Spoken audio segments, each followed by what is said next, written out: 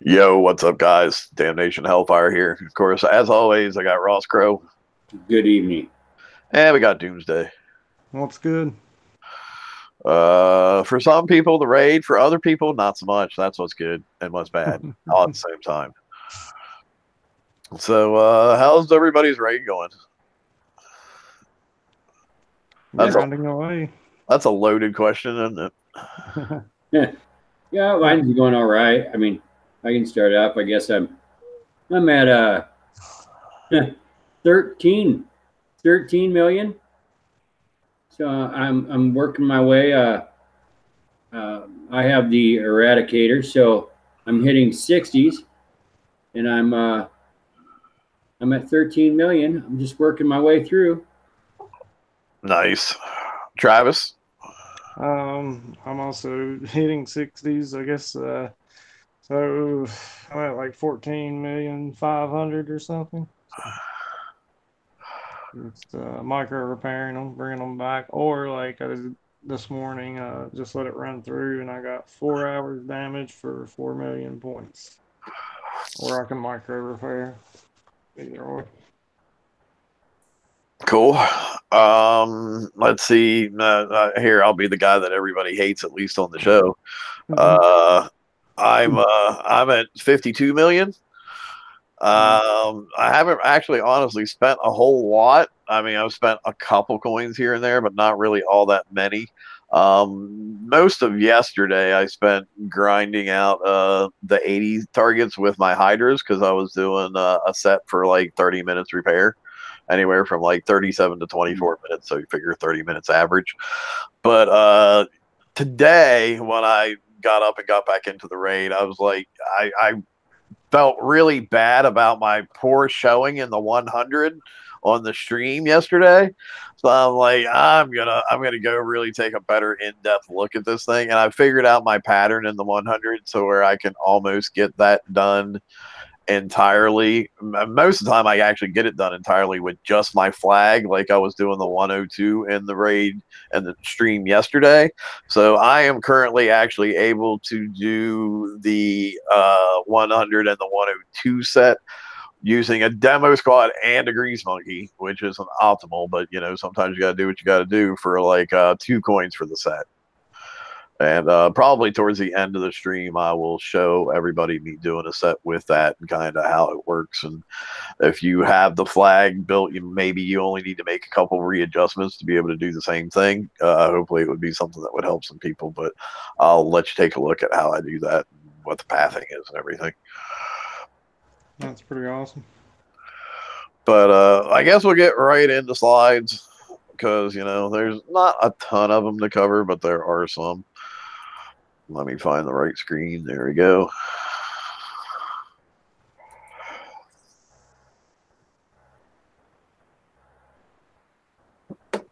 All right, everybody see that?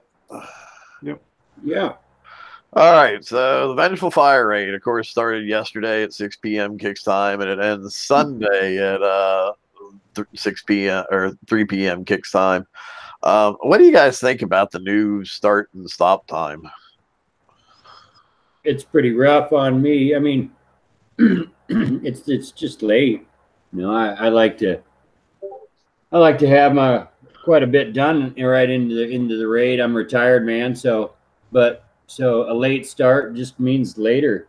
I don't like it, but it is what it is. Or whatever. It doesn't really matter to me. I wish it was earlier.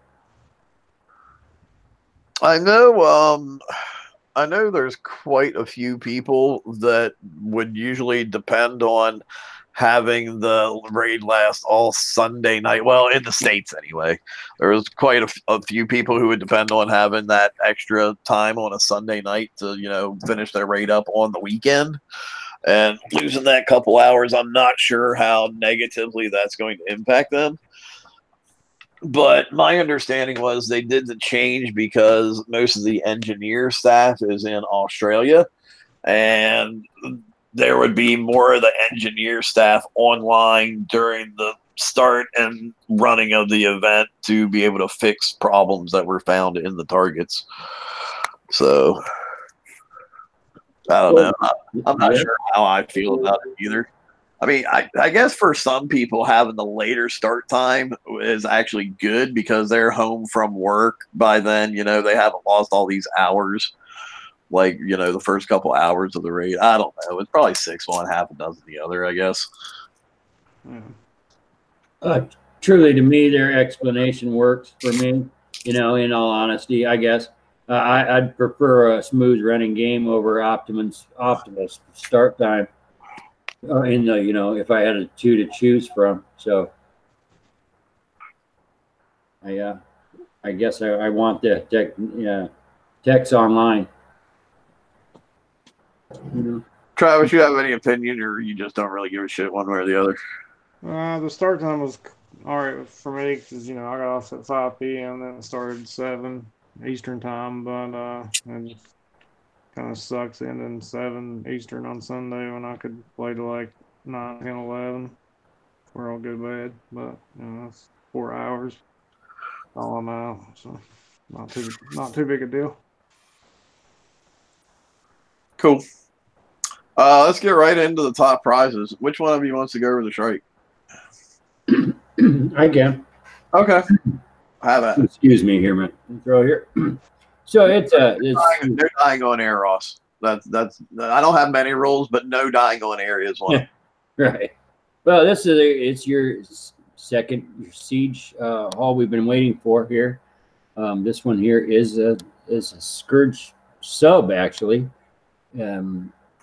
It has 100,000 armor points. Its radioactive range is boosted with this 5%. Radioactive damage is also boosted 125%. Building damage is boosted 200%. So defense-wise, it has a structured deflection 1,250. It carries a ballistic defense of plus 75 and radioactive defense of plus 75. Also tactical field resistance of 50%. Combat speed-wise, it's kind of slow, 20 miles an hour, 20 turn. Cloak efficiency is plus 10%. So repair duration, 3 hours. What this does have for special abilities, it looks like it has effects. It has a duplicate aura cap of 5, so you can stack these. And according to friendly ships, you will boost a ballistic radioactive defense up 20%, and then the radioactive damage up 25%. The CAV strength, ambush predator after moving for. I'm not. I don't know how to explain that field yet because I'm just not familiar with it. That's actually one of the things I was working on getting clarification from. And from what I understand, it still doesn't make entire sense to me, honestly. But from what I was told, it's the cav strength. It has to do with the other ships that force the sub up before it's ready.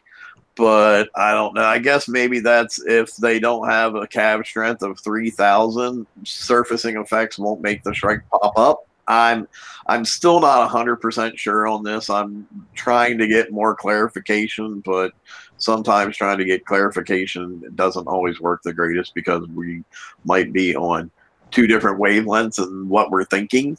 And bless his heart, Chris tries his best to explain, but he's not the devs, so sometimes he doesn't know exactly how to word it correctly either. Okay, well then I guess and then as far as other boosts, it does have a combat speed boost of 100% while it's submerged, so that's a big plus, and something I do want to talk about, and this is breaking news actually. Currently strikes count as subs, so currently right now in game, if you were to coin a fleet of them, you cannot launch them unless they are at 100% fully repaired. However, according to the announcement that just went up, There's going to be some changes to submarine logic in the 9.03 update, which would be like next Tuesday, I suppose. While currently you can't launch a sub if it's less than 100%, they are changing that so you cannot launch a sub if you are at less than 10% health. And along with that, subs will also be restricted from attacking targets if they have less than 10% health. So we're kind of back to where you can sort of zombie subs again, just not to the extent that we used to be able to. Instead of just having a couple seconds on, you have to get each hull up to at least 10% health, but they don't have to be fully repaired anymore as of after the 9.03 update hits. So I think that's an awesome thing. I really hated that subs ever had to be at full health before anyway. Yeah. Before you launch them. And I guess really since they got rid of sniping for the most part in the game, zombie subs, as far as how they affect players, aren't such a big thing anymore. And that's really it. You know what I mean? It doesn't matter anymore. Right? I mean,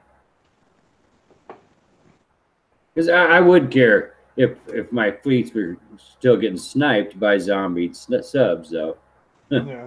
Yeah, well, I know that was a big concern a lot of people had because it's like, while the Shrike is a siege hull, it is also a submarine. So does that mean these are going to have to be fully repaired for me to launch them out on the map?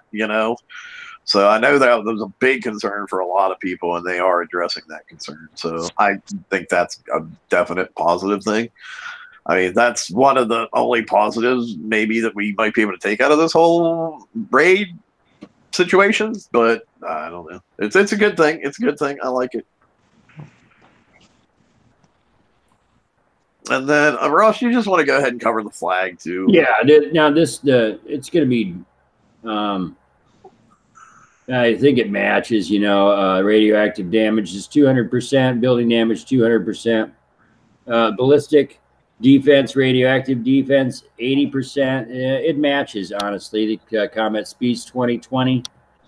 What we're going to look at is the where it's going to boost the effect applied to each fleet. It's going to boost your ballistic defense 30, radioactive defense 30, radioactive damage 25. I guess that's the same also, isn't it?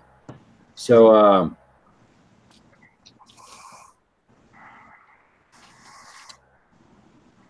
looking for well, here's your this. It still has this ambush predator Sea of Eve strength issue, and then and then I can't really tell why. Oh, it's got a built-in dagger of the deep weapon. That's going to be the bonus. All right, so it's going to have a bonus weapon added to it with the salvo of 1. It is pretty huge reload time of 68.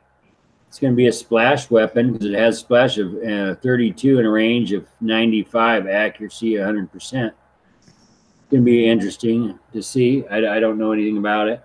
A damage of 310,000. So that will be the difference between this and a regular Shrike, right? Everything else matches.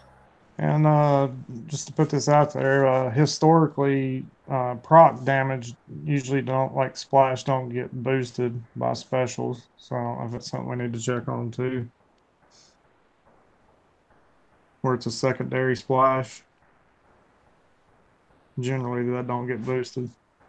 Oh, okay, right. So, and being that that's a special ability, it's secondary, and so, Well, it's always been weird because some secondary abilities do get buffed by specials and some don't. So that's yet another thing I'll have to ask for clarification on.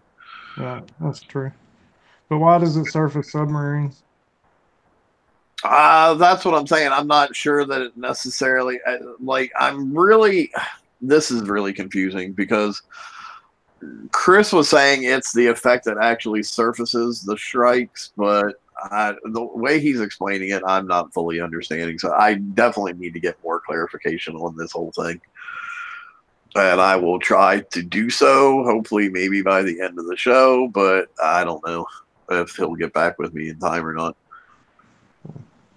So basically, my advice is just ignore that line of blueprint for the time being. I know that's not what people want to hear, but that's really all I can say. I wonder what I was saying is, could you pair other subs with it, come up with some crazy builds? But we'll leave that for later.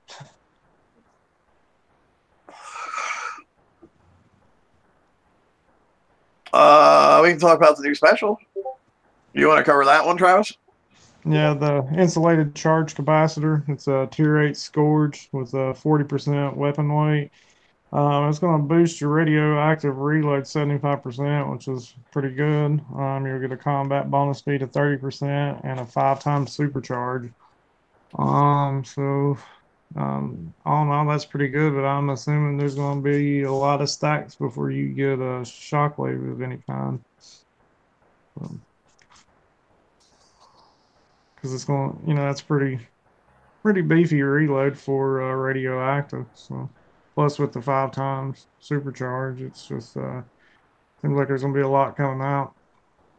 Might be pretty cool looking. And it might be pretty laggy too. Yeah. Sorry if I'm sounding a little bit distracted, guys. I'm actually talking to the Kicks people right now, trying to get clarifications on some stuff. So, I do like the how they built it like a capacitor. 3 batteries. That's pretty cool. Yeah, for sure.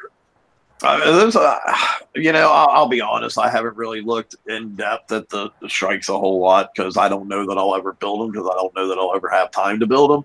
It all kind of depends on how many tokens we ever get and everything. I'm still trying to work out my eradicators, which might finally be done in time for the second raid fully. So I don't know when I'll ever have time to build the strikes unless, like I said, we get a bunch of TLCs with tokens and whatnot.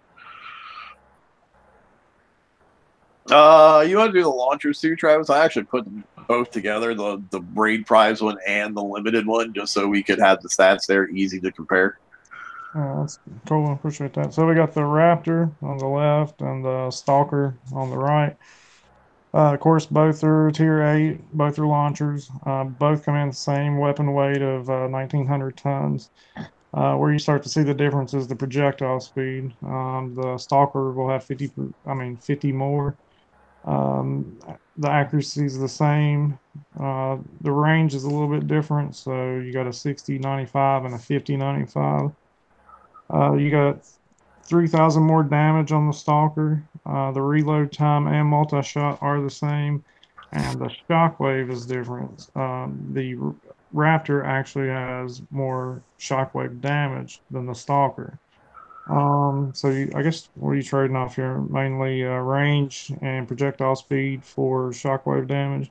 Well, here's the interesting fact, though, and this is something that got clarified on Discord last night, was to get the shockwave, it takes 1,200 stacks. So you're never going to get a shockwave. You are never going to get a shockwave. You're going to DPS down the turrets well before you would ever get a shockwave. So quite honestly, I'm not sure why it even has a shockwave damage on there. Well, that's when I was looking at the other special, I was like, man, it's going to take a lot of a lot of stacks. So now you answered my question there for sure. But you get a little bit of defense boost here, so you get 2% on each. But wow, 1,200. Yeah, at first I thought that was a typo, and then we got it clarified last night, and I was like, oh, holy crap, that's this would have to be like an almost a very prolonged battle in order to ever get a shockwave off. So, but I mean, God only knows what we'll end up seeing by the last raid of the cycle. So there might be a turret that it might take like 5 minutes to kill or something that you will get shockwaves off of. Yeah. But I mean, to get the limited one is going to be because you get it by shards and you got to get 5 shards to complete one and all that same old crap. So I don't know. I think for the effort that you have to expend to get it, to only basically get 3,000 more damage, 50 more projectile speed, and 2% ballistic and radioactive defense, which wasn't stacked on top of all the rest of what we got, is probably like 0.002% more to your defense. I'm not sure if it's worth all the effort to worry about getting the limited ones myself.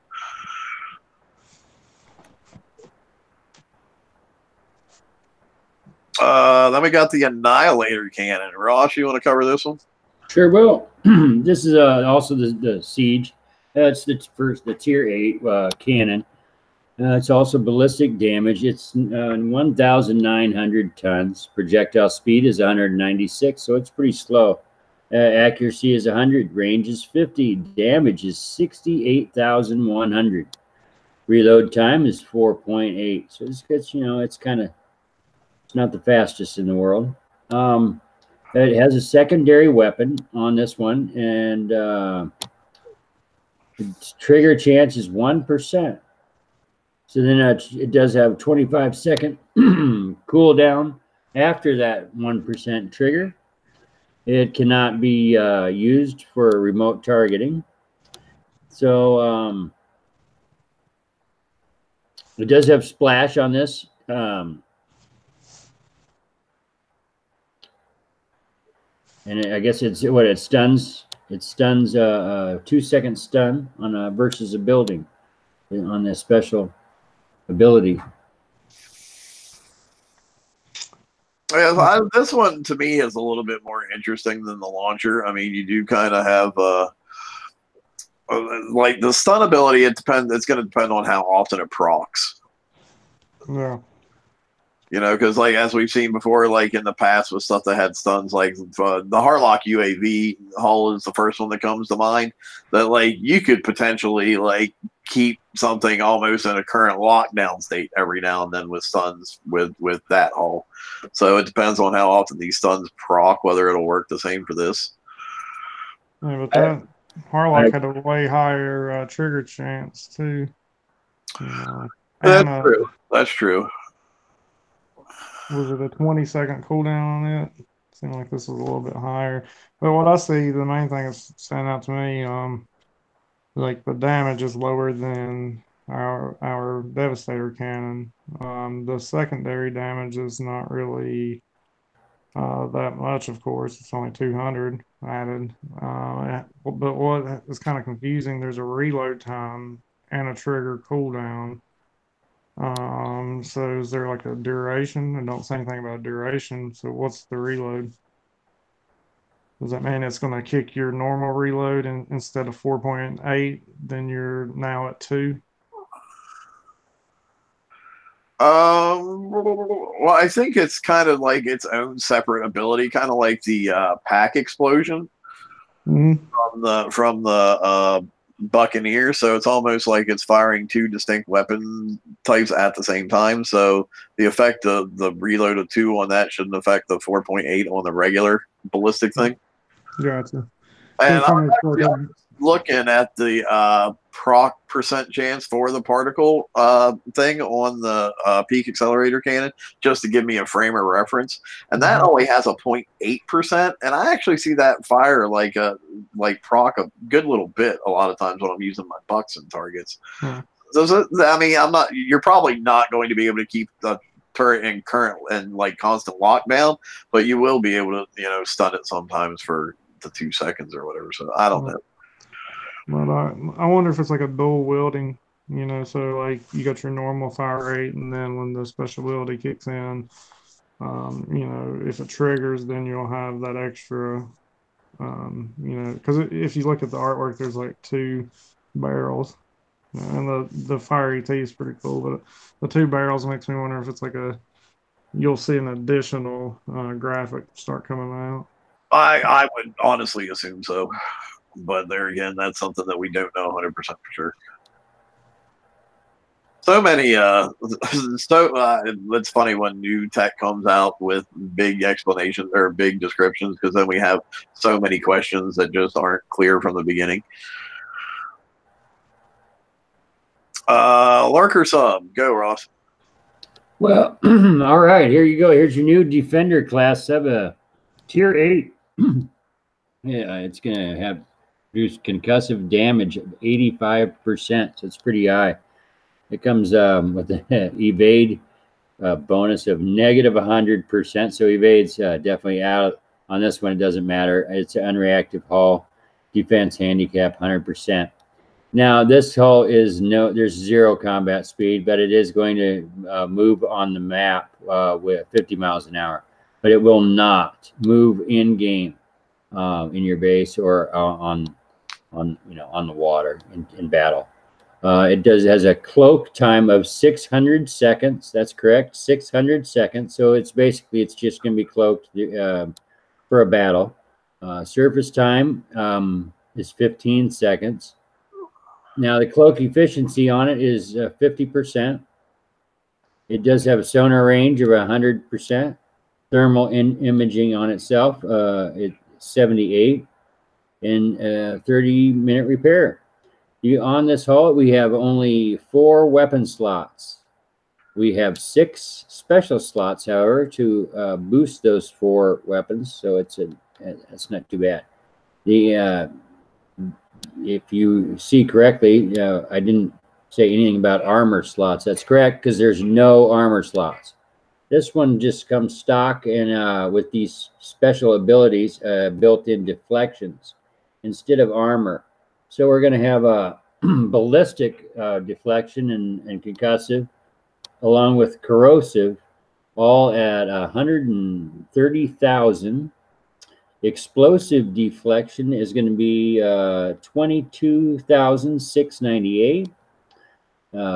Penetrative deflection and radioactive deflection are also going to be at 130,000 each, and it is cold snap immune. This is it's a beast, in my opinion. It's could be it's kind of a niche type thing. It's going to really get an attacker, catch them off guard if used correctly. I would think at least once. I know there's a few things on this that need some clarification as well. Some things I do know for sure. There had been confusion on the forums of whether the depth charge rockets that you can use from your launch pad would surface this. Originally, they had said no on the forums, but going back and after doing some more research, yes, the rockets will surface this. I know that if everybody who's been playing for a long time remembers back when they did the 75% cloak efficiency cap on Reapers, and there was questions when this came out as if that cap only affected attacking subs, or it also affected defending subs. The 75% cloaking efficiency is in effect for defensive subs as well, so it's no point in trying to get your cloak efficiency up to like a stupid number, because it's going to cap out at 75%.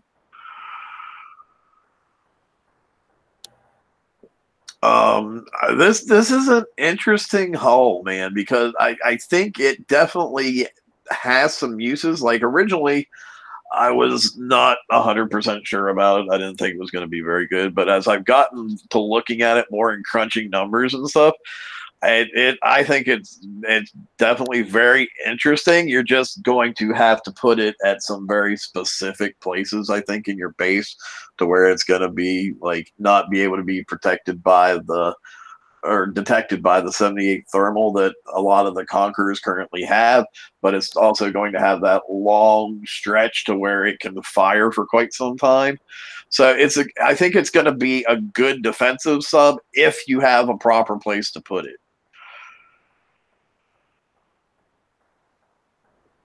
Thoughts, comments, concerns? Don't leave me hanging here, fellas.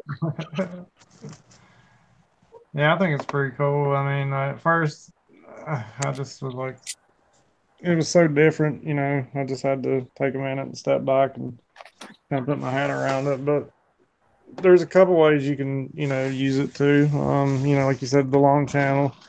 I know some people might do 3 of the torpedoes and 1 of the piranhas, because what I'm thinking, Laredo did say that the cavitator field would surface it, and so it made me start thinking maybe in the future we might have an attacking ship that has some kind of cavitator surfacing abilities, because it says it's going to surface for 15 seconds. Well, so if you surface it, you're going to have to sit right on the edge of that ring, because if they got the piranha on there, if you rush it into that 18, you know, you're going to take a major hit. And that may, this is just speculation, but it just seems how to me how it would play out. So It's almost kind of interesting because to me it like almost seems like maybe kind of sort of the way a sub should be. Like it seems really strong when it's underwater, but if you can pop it up, boy, it's like total glass jaw at that point, you know? yeah. Yeah. It's interesting. You know, me being more of a base hitter, it's gonna be a little worried, but you know, I'll figure it out. I'm already wondering. I'm like, wonder what it would be like as like an outside your base card, you know, the one that you just put on your base out on the map. That might be kind of interesting, in that aspect of things. Yeah, because it's got some good range. What is it, like 160? For me, you know, I like the graphics. I like description. I do like all. I won't use this thing. It doesn't move. There's no way. Somebody's gonna peek me. They're gonna say, "Oh, rocket that sucker out!" Boom, and then it's the next view. You know, and then they retreat. And the next time they come in, I got incoming rocket, and it's dead. I gotta find it first. Yeah, that'll be the tough part, trying to find it first before you can rocket it. I think, you know, in maybe a minute's time when viewing, I guess, then they'll figure that out. I mean, the people that hit me, I think can figure out that there's a sub in there and where it's at, and next will be coming. That's why you'll have to just have like a couple different spots where you can kind of move it around to, you know, because like, okay, well, I know it's in there, but I don't know exactly where it is. No, and that's good. So I think it's going to be, you know, it's going to have its niche. It's definitely a powerful beast. You know, it's going to kill things that it hits when used correctly. If not used correctly, it's a waste. So I like it in you know, in those niche type situations. It's not a thing I dislike in general. It's just something I don't see I will be using myself, unless you know, things change. I mean, it does have some nice deflections when it's submerged, though. You know, pretty much 130,000 almost across the board, except for the explosive. Yeah, like you put hydro shells on some kind of ship. You know. Yeah, and then gotta hope that you get to them before they kill you with their torps. You know. Yeah. I think it'll definitely bring an interesting aspect of things. And you know, the new turret where it gives that 200% combat speed. You could make this a stop sign. You know, eventually, if all the pieces fall into place, like I kind of hope they do. I don't know. You know what I'm saying? You give them that crazy boost and then run them into this. Right. Or, you know, you can, if you have them in your base where you do have a long channel, you can use like, you know, glacials or whatever to slow the breachers down so you have that much extra time to shoot at them coming down the channel. Yeah. So I think it'll be interesting to see what people end up doing with it. It's not quite as much trash as I initially thought when looking at it. So let's do the Piranha depth charge. I forget whose turn it is. I guess I did. So this is a concussive damage type. The weight's 6,500 tons, so it's really heavy. The projectile speed's really slow at 100, but it does have 100% accuracy. Really short range, 18. So like I said, you're going to have to force them into this somehow. And, you know, it's not going to reach out there and get them. You got to use strategy to make it work. The damage is 40,000 with a reload time of 0.2, so it's quick. Wall and building damage, I don't know why, but it's there. And your special abilities, the pictures are covering it up here. Sorry. It's just a wind up. It has a wind up of 8 seconds with a decay time of 1 second, and the damage goes from 40,000 to 80,000. Okay. Now, one thing that I got clarification on this too. This is a very different Piranha depth charge in the fact that this one will actually fire while it's equipped to a submerged sub. So this one not only damages stuff underwater, but it can fire while it's underwater too. So that's freaking awesome. Which I told when I was talking to him and getting clarification on this, I'm like, well, you guys need to make that much more clear on the blueprint than what it currently is now. Yeah. But yeah, this is the first depth charge I think ever that we've had that actually can fire while it is underwater. That's pretty sweet, actually. That's scary, but it's sweet. I like it. But it's limited to conquer defenders. Yeah. Yeah. So with that weight, I mean. Okay. So I mean, I don't know. I've tinkered around with the lurker a little bit, and with the torpedoes, and now the depth charges both, and you can actually get a significant amount of damage out of these. Well enough to, I know most breachers are probably running like around 105 concussive deflection right now. I think is kind of standard for a lot of the builds. Oh. And with torpedoes and the depth charges both, you can overcome that deflection by anywhere from 30K to 60K, depending on exactly how you go and which weapon you're using. So these definitely have a chance, used properly, placed properly, to chew some dreads up. Yeah. And see, I even got one that's like 120 something, and it still hurt. Yeah. So like I said, I've been tinkering around with builds on this. When I saw it, I was like, well, I don't want to pull the trigger and say that it sucks before I really start putting it together. And I was actually kind of surprised what numbers I ended up looking at. Knowing that it fires underwater, I got some ideas. That's pretty cool. Can you imagine how crazy it would be if the lurker actually moved and you could put these on a moving sub underwater? Oh my gosh, that would be silly. But range of 18, right? Right. Yeah. You got to force them into it.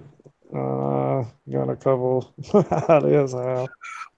I mean, it's kind of almost, to me, it's almost like a you shall not pass type of thing for anybody who just is going to I'll just run over it with my dreads or whatever. It's, these piranha depth charges might be like, oh, no, you're not.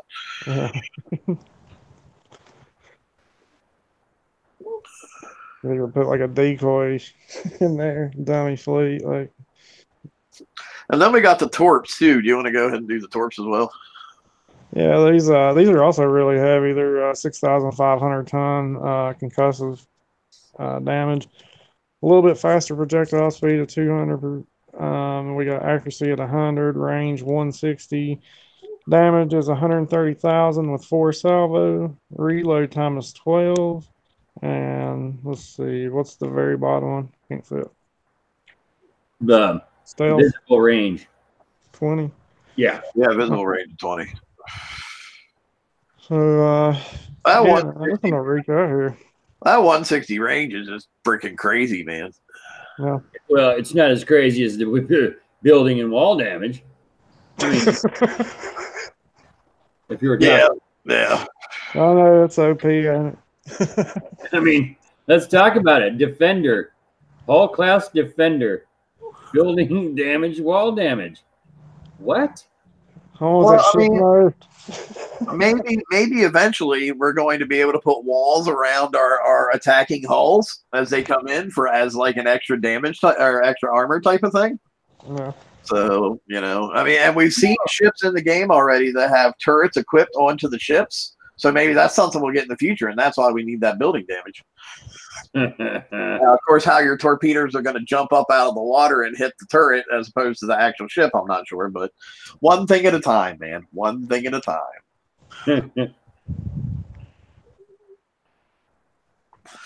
But yeah, with NoPhobos was saying this in chat too, and you can use the new concussive force with it, and you're going to be losing some range, but you're still going to be having 145 range, so it's still going to be crazy. Yeah. So 9%, is that what it gives you? Yeah, I think it's 9% minus 9% range, but extra damage, 15% extra damage, I do believe. I really like the torp. I'm serious. It's a beast. It is. In my opinion, it's much better than something with 18 range. So, I mean, it's not that I don't like the scattergun, but it has a range of 18. So, no, thank you. Now that torpedo's pretty cool. I see, that's what I'm saying. You could compare them. It ain't gonna work for everybody, but say if you just do 3-in-1, like the dude that sees the tarps coming at him, but he just, like, all right, it's gonna be somewhere in this channel. I'm just gonna haul ass down through there. Well, he's Right. gonna find it eventually. So it's for the people who make mistakes. And a lot of people do. That's Oh what I'm. no, you're I agree, and it's gonna be pretty cool, and I think it's gonna sink people. It's gonna sink me once, each time. It'll sink you more than once because I'll move that damn thing around and you'll never know where it's at. So bug fixes and changing. Boy, it sure seems like there's a bunch of them this time. Apparently, there was a thing in the Forsaken mission where you were able to get the full amount of points without completing the target. Boy, I wish I had found that one before they fixed it. The uranium expedition buildings couldn't be destroyed. They fixed that. Canceling an ongoing slow refit was visually returning a ship to an already full fleet. Let's see, post-combat UI pop-up would disappear before you would be able to interact with it. Limited hull removal, limited hull icon from Gathering Storm weapon that was being displayed with the Brennus Bat Ray. So yeah, I guess okay. So the UI was updated to Blueprint Shards tab to display arrows when 2 tabs are available. Okay. Let's see. I don't know, like when it says reticule was appearing offset when fleet was stacked, I guess they're saying your fleet was actually stacked, but for some reason it was visually showing that it wasn't, I guess is what they're saying there. Mega ships item was appearing red after selecting module in inventory. Okay. Walls, number of walls was exceeding the cap it placed quickly. So instead of 600 walls, I guess you could add like 650 walls or something if you were going really quick.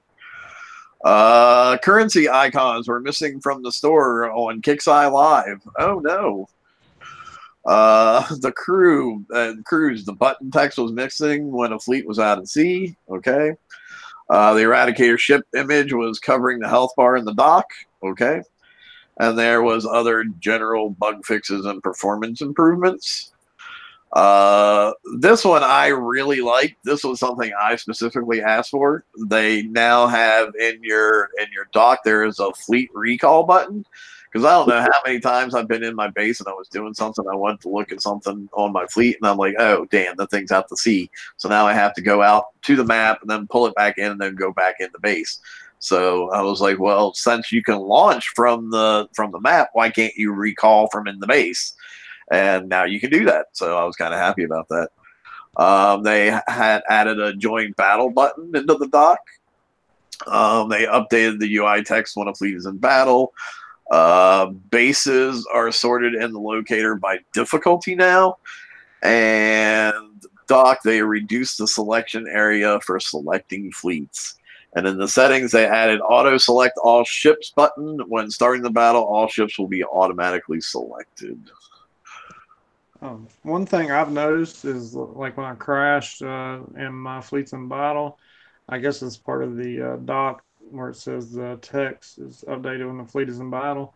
I've noticed, and it's not worked every time with some of the pop-ups of the raid, but it worked every time after the update before the raid and a few times during the raid. But when I get the pop-up and I click yes, it takes me immediately into the battle instead of the world map to where I have to join. So those few seconds are crucial. So that's appreciated. Mm-hmm. Totally agreed. Oh shit! I forgot to finish this slide, but we'll just go into the game to look at the actual prizes. Yeah, I kind of made up some little slides for this one. I got the Good Grief Charlie Brown and the you yelling you blockheaded Kixeye because they're running a Cannonballer campaign for Cannoneers. This is really weird to me, just because like Cannoneers, yes, they can do the 40s, but that's going to be a really long, grindy raid. I think they could have done a much better campaign, offering maybe like some tier 7 siege tokens or something to upgrade your existing like bucks or hydras that you were working on, so you could at least do like 60s and maybe actually get somewhere in the raid. Or Hydra's Hollow again. Yeah, I mean they could have done that too. I mean I don't know.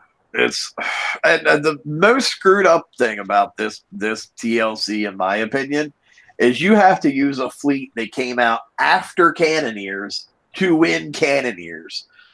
How do you call that progression when you're having to use a newer fleet to win an older fleet? I'm not sure how you call that progression.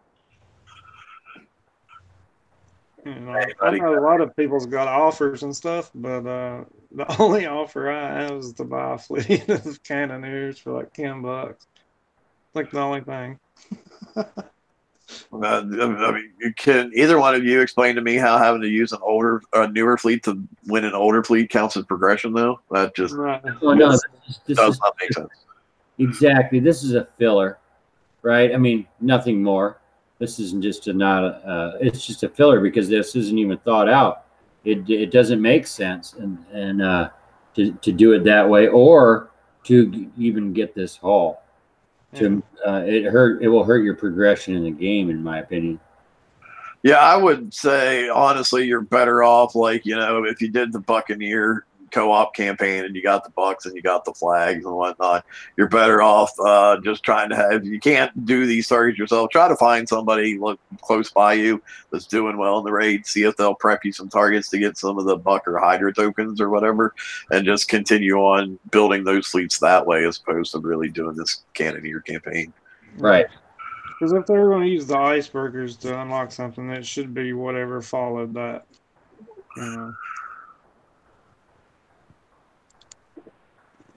It's too low of tech, Yeah, it's not backwards. It is backwards. So just move along on this one. And that really is the correct response for advancing your game, is to not participate in that one. It's not something we're making up. It's the truth. So I got to do some switching of screen sharing here real quick. All right, I think we're working now. Yeah, you can see my inside my base on screen share. Yeah. Yes. Let me put me on %. All right, so here's the actual prizes that you get in the Cannonballer campaign. And prize pack 1, you get the Cannoneer, and you get 9 days worth of Cannoneer build tokens, and you get 25,000 VXP tokens for the Cannoneers. Prize pack 2, you get the Millennium Gun. You get 10 one-day Cannoneer build tokens and 2 more 25k VXP tokens.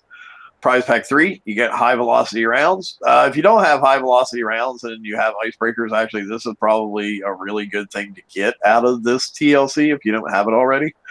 But there again, you'll get 10 days more of build tokens and 2 more 25k VXP tokens. And then you have the mastery round, which you can run 3 times, and each time you run it, you will get 20 days worth of build tokens. So that's what, 60, 70, 89 days worth of Cannoneer build tokens that you can get. And if I recall, I want to say I think that actually might be enough to actually build an entire fleet of Cannoneers, but you won't have the flag, of course, obviously, but there again, I'm not sure why you would go this far back to claim a hull that was 2 years old and act like it's going to help you progress. Doesn't make any sense to me. No, you won't be able to use it in today's game. What's the the map targets now for base parts? What's the lowest? I mean, it wouldn't be able to hit like much over a 32, would it? I don't think so. No. But I mean, you might have those people that can't get anything, but I just think it's a waste of resources to try and do it unless that's your only option. Like, I don't know, man. No, I agree. You're better off just finding somebody to, like I said, who's doing well around you and help you get like either buck or hydra tokens. I personally recommend hydra tokens because hydras seem to be performing pretty well in this raid. But yeah. And then they have the wallet campaign, you know, for that top 2% of the game or 1% or however many who are going to win the strikes and coin an entire freaking fleet of them right off the bat. And so you can hit this with strikes along with eradicators, and your mastery prize, which you can do 3 times, is you will get 1 of each of the limited weapons. Yeah, so you know, if you want to spend a whole bunch of money to get 3 each of the limited weapons, feel free. Rock on. Here's a TLC just for you wallet warriors out there.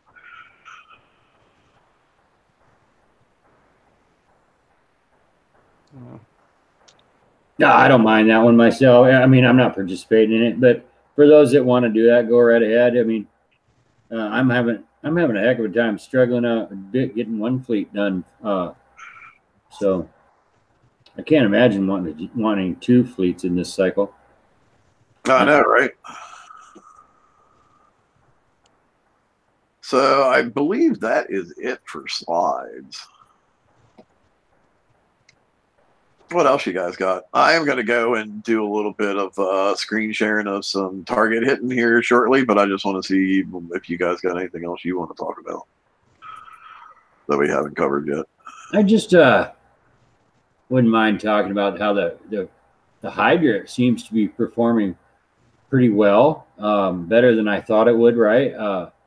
Is that what you are seeing? Yeah, actually, the Hydras in the 80s, in my opinion, are performing really well. I know last night I was doing sets for 30 minutes damage because all you ever have to do is repair the flag. They have actually lowered the damage on the 80s a second time. So I went out earlier today just to see how much of a difference it was, and I was able to do an 80 set with my Hydras for 16 minutes damage now. Okay, so here's my situation, and it's not a, it's honest to God, my situation I'm in is I have 3 fully built eradicators, and they're skull, and they really are really, in my opinion, they're underperforming. They really aren't doing well, and I have a ton of Hydra tokens, even the lead Hydra tokens. I even checked it out, and I have actually enough to build the entire fleet. What I'm really wanting, you know, am I crazy to think of maybe just sidelining this eradicator fleet and going an upgrading to the Hydra? Is that I mean, crazy thoughts here, or what? I think that honestly, I think that is crazy thoughts, because while the Hydras are performing really well this first raid, we know from past experience that we're going to see as we progress into the second and the third raid that the Hydras will not be performing at that same level. Okay, well, I mean, I mean, I can put the latest and greatest tech on it. You know what I mean? From here also, I just think that. If you, I think eradicators. Here's my take on this situation. I think eradicators are actually really good if you have the proper build, and it's all about the build this time. And with as little exposure as we had to the targets before the raid cycle actually happened, people weren't able to really zero in on those proper builds.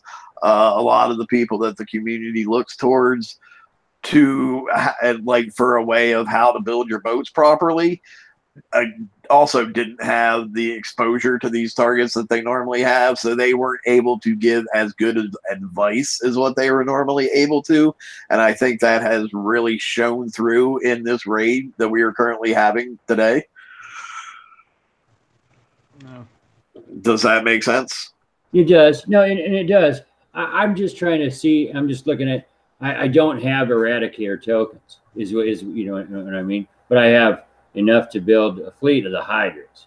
So that's where I'm at, because I just am not really thrilled with I'm not thrilled with my eradicators at all. So if you got the resources and the tokens for this raid only, it might be worth just to get the additional bonus.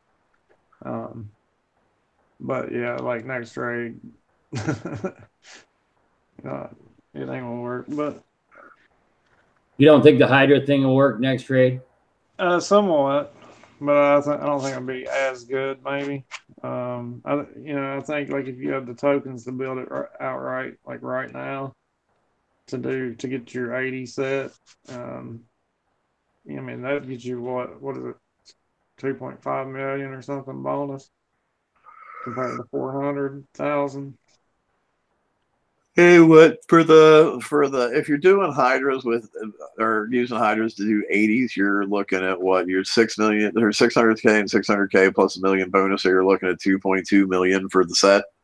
Yeah. Which kind of seems low, in my opinion, historically, from what the second tier has offered before, and point wise after the bonus and everything. But I mean, I'm sure they're not going to change that at this point. Right. No, it's just it's kind of a new thing for me. That's why I'm asking. I'm not trying to. I'm throwing just honestly. I think that other people are probably in the same situation as I am, because I just didn't have the Hydra fleet. I skipped that. I don't. I'm not a PVE person. I build the one as little as possible to get me by in the PVE world, and that's what I'm trying to do now. And I'm not happy with this one, so I'm just going to try to figure something out. I'm not going to have the Shrek kind of points to do that. So I'll figure this something. So I don't know. Do you guys want to see how I'm doing the S set with my brutal eradicator flag? Yeah. Yeah, for sure. Let me go back to screen sharing again here.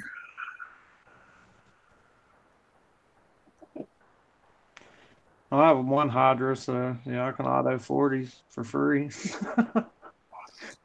Now watch, I was doing really well in these targets before we went live on air. Now that we're live on air, I'll probably like totally flub it up and do absolutely horrible.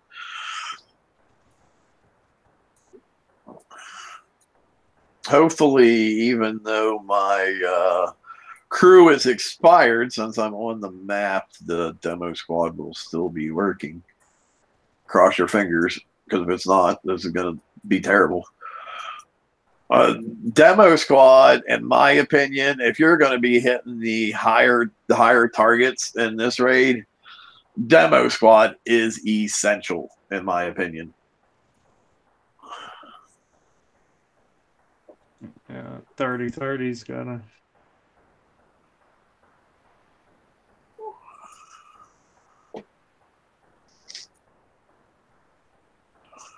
I just park all the other boats up in the corner and then bring the brutal down.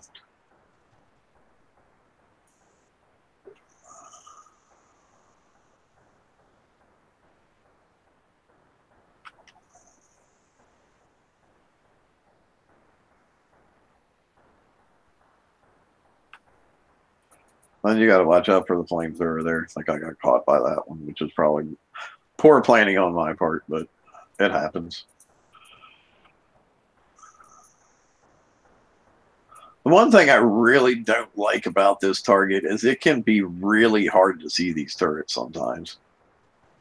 It's like, not this one; it's all of them. I meant these targets especially in general. In my opinion. They're rough. They're hard.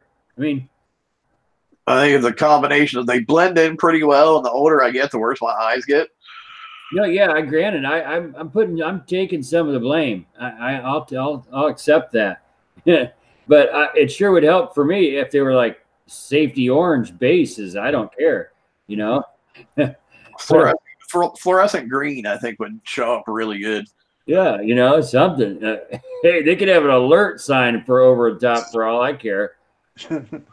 That'd be kind of funny, actually. Danger, Will Robinson, danger. No. This target doesn't look near. See, I'm not attacking the 100 targets. I'm hitting these 60 targets, and I got to tell you, there's some hooky voodoo magic in the 60s. There's one spot where my ship targets this yellow dot, 2 yellow dots instead of, there's no turret, there's no gun, there's no mountain, there's no nothing. And my ship targets these dots. And then it also gets stuck if it's on the wrong side of the mountain, targeting a dot. So at the bottom. Yeah. On the 63, yeah, it's annoying as shit. What is that voodoo magic with that dot? What is it? What are those dots? I don't know, man. You just gotta you gotta manually move it up, because I'll watch my auto and I like micro auto, but yeah. I mean, the real problem is, though, when you run into those problems autoing people on the app who can't watch their fleet. Yeah. You know?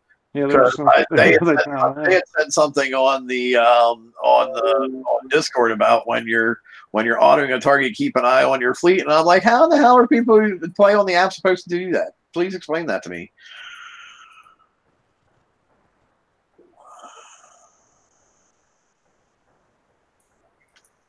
I have gotten better. I've gotten better responses out of support lately, though. When I do explain on the second time through, explain type things. When you do say, "Hey, look, that was an HQ app situation," and they accept that, as an excuse, and it is. So.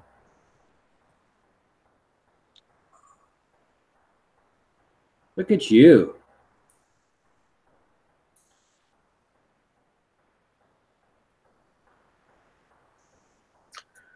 Yeah, this was a target I really felt I needed to redeem myself on because it just annihilated me when I was doing it on my stream the other day. My ships can't take that much. They just can't take the throwers. I don't have the lead. I didn't do my damage right, I don't think. Because I can't do that to the turrets yet, so. This is the one spot I really don't like. If I recall, I can get that flamethrower from the backside, I think, if I get way over here. I can't recall. There's another one that I totally didn't see. I didn't see that at all. Can't remember if I can get this one from the backside or not. Doesn't look like. Yeah. Oh, yeah, I can. I got it there for a little bit somewhere.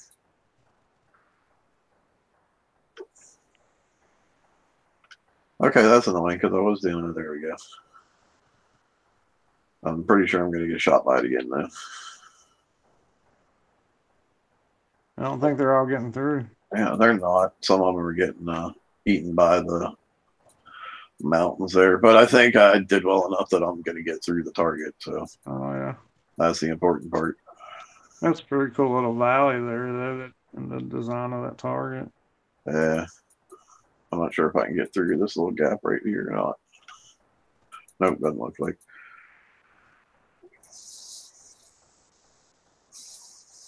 Throw a hand grenade over it. Yeah, right. That's the one cool thing about when you're using hydras with launchers. You don't have to worry about the freaking mountains because it just fires over top of them. I always forget there's a pyro turret there. I didn't see it there. Well, I'm new to these targets, but I saw a building. I didn't see it at all either. But funny shit right there. I see the ones with the the white beacon over the top. And I think you got 3 left. Is that what? I'm not sure if it's 3 or if it's 1. I don't know. It's confusing.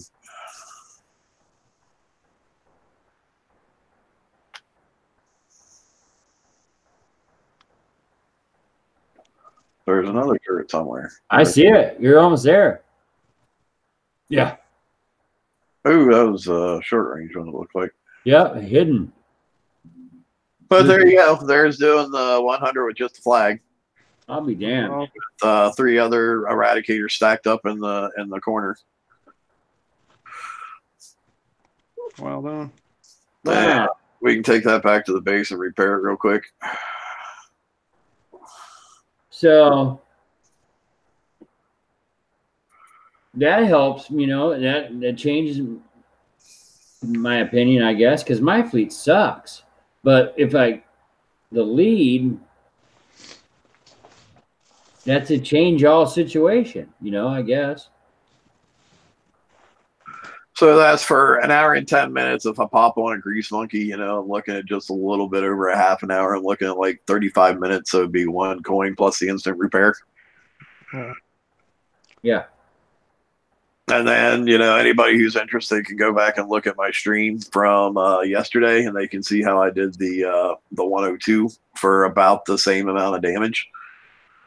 I think I can actually do 102 for a little bit less damage now because I've had a lot more practice driving it, and I know where to approach things better. But yeah, so like if you use a demo squad in conjunction with a grease monkey, you can actually do the S set like this for 2 coins. And here's the way I have my eradicator set up. I have obviously all devastator cannons on it. I have siege targeting, siege battery. I have autoloader 3 currently. As my fleet progresses and I can start to get more of my ships into the battle, I will probably be replacing autoloader 3 with hyper 30, not only for the speed buff to help avoid some extra of that radioactive damage from the flamethrowers, but also for the splash damage reduction to help deal with the flamethrowers. I went a little bit heavy on the radioactive simply because what I noticed in the BXP targets was that was really the only thing that was screwing me up was that flamethrower turret. So I'm like, I probably need to go a little heavy on radioactive. And then, of course, I have CL3. I have a strike system just because it's one of the faster engines in the game currently, and it gives you projectile speed. And I use Cannon System 5 because it gives you the ballistic damage buff plus the range. So, as you can see, my flag right now is doing a little over 2 million damage. So, I don't know. It's working for me. Hopefully somebody out there, people who maybe have a completed flag and some other boats, they can, maybe adjust their flag a little bit to do something similar to what I'm doing. And hopefully this will help you out. So yeah, don't give up. You have to work the target. Pay attention to all your angles. The firing arcs of the turrets as you're hitting them. Do not face plant into that big yellow turret. That big yellow ballistic turret because it will eat you alive. I don't know. That's pretty much all I got to say about it. Just be patient, drive slowly, watch what you're doing, and be careful. And that's pretty much it. I've always been a fan of ballistic hulls, but I think it'll be really fun once I get the thing done. Because just what I see in the 60s, it's mine's like 70 miles an hour. So once I get all 4 stacks, it's moving around through there. It's fun to drive, but I need to see what it can do all together, and I need tokens. I need to earn tokens. I'll grind for them. Yeah, that was one thing that one of their announcements that they made was, hang on, let me see where it was. It was in their quote unquote pro tips, which was funny because they were like pro tip from design, and in Discord, that's one point I typed pro tip to design, lower the turret damage from the flamethrower. But yeah, they said pro tip from the design, building damage is one of the most important stats you have in your arsenal for siege cycle. If you're having difficulty against raid targets, your ship builds don't currently include high building damage. You may want to make some adjustments. Specials can be applied together like siege battery 4 and siege targeting 4 to make for a more powerful combo. Okay, that's great. That's awesome that you're giving us that advice. Now supply us with the tokens that we can win in the raid to do those adjustments. Because if you're not going to do that, giving us those tips does not help at all for this raid that we're currently in. It might help for the next raid, but it's not going to help with people in this raid who are extremely frustrated with the way things are. Yeah, I'd like to have like 10 or 15 of them, Sam.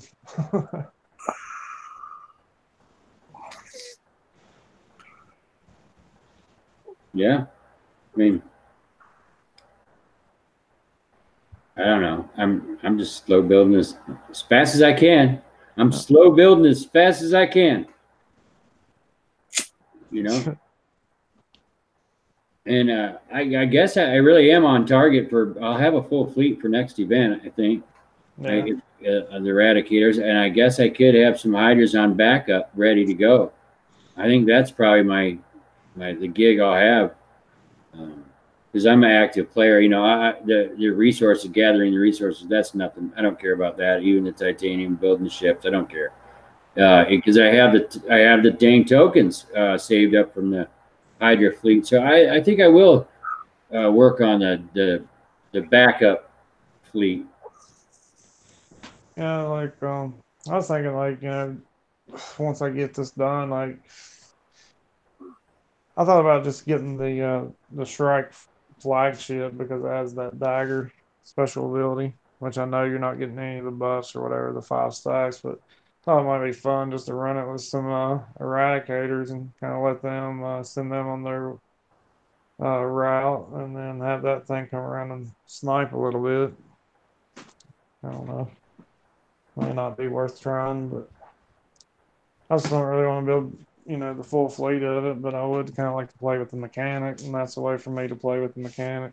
So I'm more of a tinkerer than a full out. I'm going to go crazy with these builds. I'm looking at No Phobos and Candy Apple and chat saying auto over 3 is a must. And in my situation currently, where I'm only using one boat, absolutely, it absolutely is a must. But once I start to get to where I can have all 5 boats in there firing at the same time, I don't think it's going to be as big of a must as what you might think. I think Hyper 30 is maybe going to help much better, avoiding the damage from the turrets. Because once I can avoid the damage from those radioactive turrets, time to kill becomes a little less important, because as long as I avoid that first salvo, and then there's a pretty long period of time between its 2 firing salvos, I can go back and finish it off without ever getting shot at again. So to me, it's more important to negate as much of that radioactive damage as possible, as opposed to, really worrying that much about the DPS, especially once I get 5 boats in the play, because once I get all 5 boats in the play, I don't think DPS is going to be a problem. A few things I've noticed that were kind of weird. Has anybody ever seen a flamethrower turret before that when you get out of its range will stop firing its salvo, but when you get back into the range, it will finish firing the salvo that it stopped on? Has anybody, and chat included, has anybody seen this ever happen with radioactive turrets before? Thrower turrets specifically? I haven't, because salvos should all come out at the same time. Otherwise, it's a duration. I watched it happen just live with you, and that's the only time I've ever seen it in the game. So yeah, I mean, it's definitely for sure. There's no question that it's currently happening, but I want to know if anybody has ever seen it happen anytime in the past. No, like the old, like I still got a couple of the old flamethrowers in my base, or had them just until like a week or so ago. So. Oh, damn, I wish you still had them in there. I would do a test with you right now. I can check my base parts, see what I got. Might throw one on. But yeah, I know, like I've seen people kind of try and snipe my dock out, and luckily the radiation turret from the OP would hit it. They weren't firing, so they're kind of dancing around there in and out of the range, and it went off just for a split second, and then when they come back in, it didn't fire again. Carl, that's a good question. I don't know 100% sure, but I'm pretty sure if I would wake up a thrower with one ship and get that one out of range, and then the second one would come into range, it does seem like that would fire at the finish of salvo at the second ship that was within range. But I mean, like, it just seems really weird to me, because the definition of the word salvo, and I put this actually to the person I was having this from Kixeye, I was having this conversation with, is the actual definition of salvo says simultaneously fired projectiles. That doesn't say, well, we fire some of these projectiles, but if you get out of the range, we stop, and then when you get back in range, we finish firing. No. Salvo, by definition, means simultaneously fired. Yeah, for sure. Indeed. So I don't know. Weird situation. Yeah, so right now it's just, to me, it's a trigger with a duration.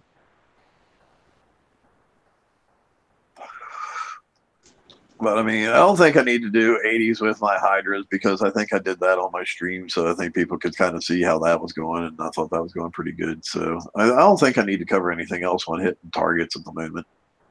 Hopefully what I showed with the flag, hopefully I hope it helps somebody who's having a difficult time right now. Hopefully they can do something with that information. Because I know for me, it's probably the most effective way for me to get my points currently. Because I can grind out the 80s with my Hydras, but God, that'd make for a long range. A long raid, rather.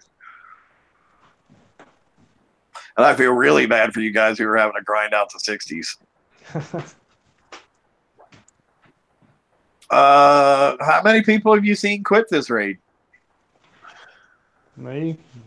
I don't know, really. I've seen a couple of people on the forum saying different stuff, but as far as people I know, none.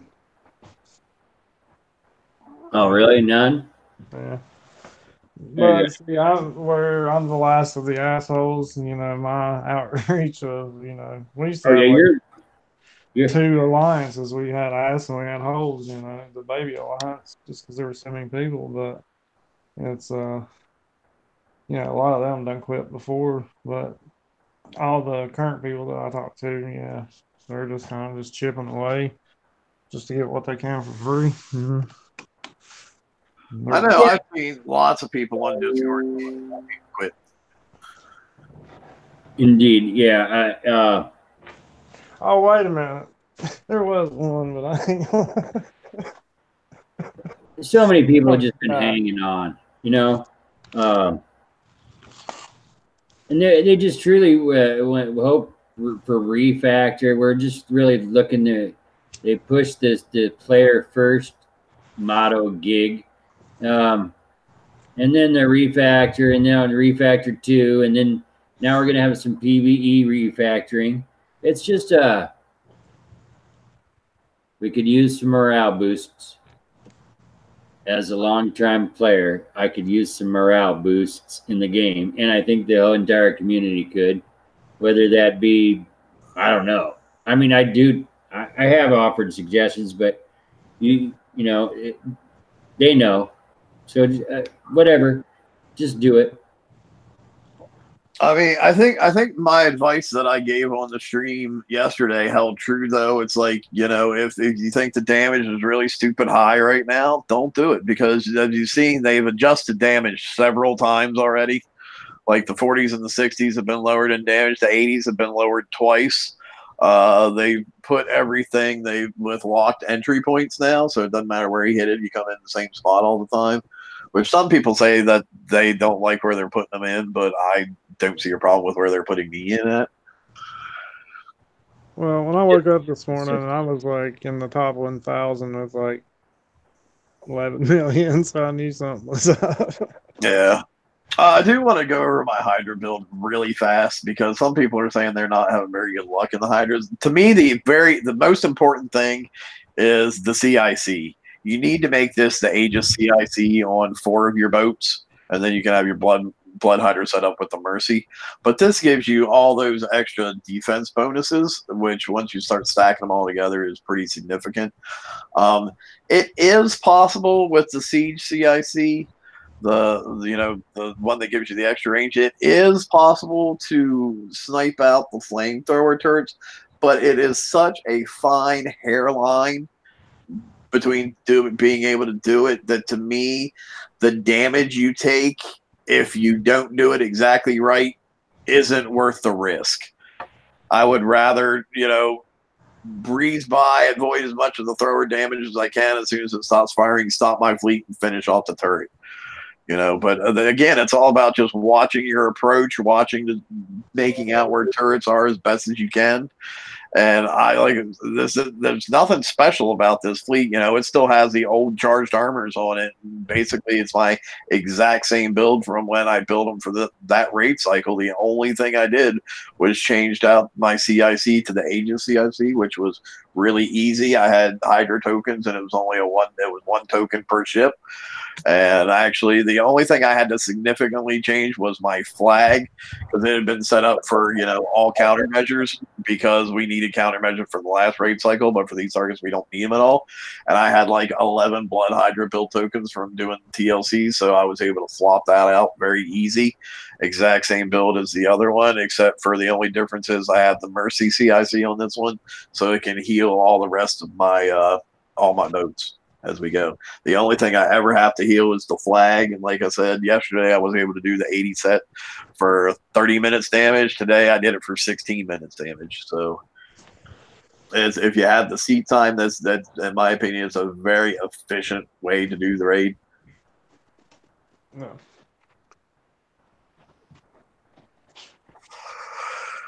So yeah, I just wanted to go over that real quick, because I know some people had said I'm dying in the 80s, so I figured if I went over my build and told them about the CIC, that could possibly help them a lot.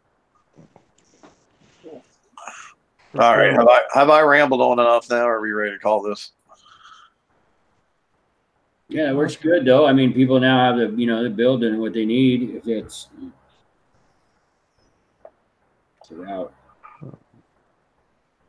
Oh, Stardust Princess Warrior in chat is asking, what do we think the chance of the raid cycle that there will be a garrison raid needing full dragon fleet? We don't have a garrison raid cycle. Well, we don't know that for sure, because now that they've gone back to the 3-month cycle, we're not 100% sure what's going on. Oh. Well, until some voodoo magic comes out, the last I knew, we don't have that. Yeah, we weren't supposed to, but we were supposed to stay on a 4-month cycle too. But now that we're back to 3 and have a whole new team, God only knows what's going to happen. I know, but changing one thing doesn't mean you can change everything just by that justification. To me, you know what I mean? Have you played this game? I get it. No, I get it. I understand it. And I see it happen. And you're right. You're right. I just don't justify it that way. So. Wait till you log in tomorrow. I mean, I would almost think, though, with switching back to the 3-month cycle, that we probably will see a garrison target with raid cycle. But I'll be quite honest, I would be more than happy to see that happen, because if they don't, and we're then trying to have to build a new garrison fleet at the same time that we're trying to have to build a new raid fleet for the next cycle, oh my God, you think you're taxed for time and trying to keep caught up now? Unless you're a heavy coiner, there's no way you would be able to keep up at that point. And I think for a lot of people, that would totally be the death of the game. Yeah, for me, it's choices already. There's just too much content. I prefer. I like battle pirates, and I'm trying to get back to battle pirates and fighting somebody else, and the hoops and things I got to jump through to do that are overwhelming. So I'm really hoping in 2019 those hoops and thing requirements that I'm required to jump through to be able to PvP are lessened. I totally agree with that. I would love to engage in PvP, but by the time I'm done with my PvE stuff and I look at all that red in my dock, the last thing I want to go do is add another 5, 6, 7 hours of repair to the 48 that I already got stacked up from doing my weekly shit. Right. And even with the greatest design, the great art, and they really have been coming out with some good art. I'm telling you, I that's my opinion, but I think so, and I'm happy with that stuff. It doesn't take away the fact that I don't like playing against a computer. I like PvP.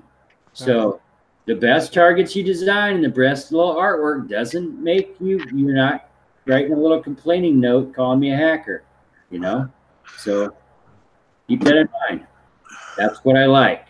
I'm the same. I mean, y'all know me. I freaking love base hitting. So, like, I forego a lot of prizes in the Forsaken mission because I can't.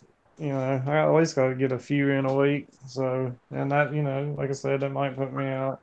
I'll be able to hit a couple bases before I repair if I choose the right bases, or if I want to challenge myself, it's going to be one good run, and it's going to be a repair, or it's going to be a total death and complete repair. But I still got to do it. But I'm in a position where I don't have a lot of stuff, and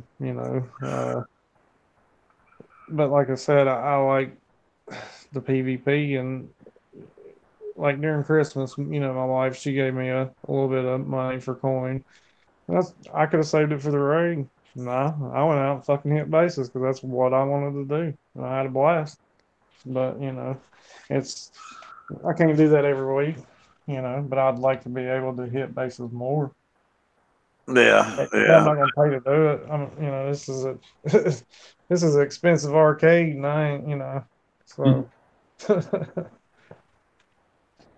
Yeah, I Plus, mean, I got a bully taking my money if I do,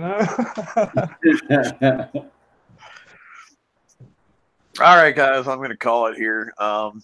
As always, give us a thumbs up, give us a subscribe, and if you haven't sent your friends to the page already, shame on you. Go ahead and do so now.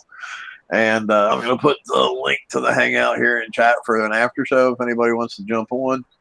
And I guess Saturday we'll see you and we'll talk some more about the raid and what's going on and any additional tips and tricks that we found to kind of help things out. But until Saturday, we'll see you next time. Later, guys. How good? Have a good night.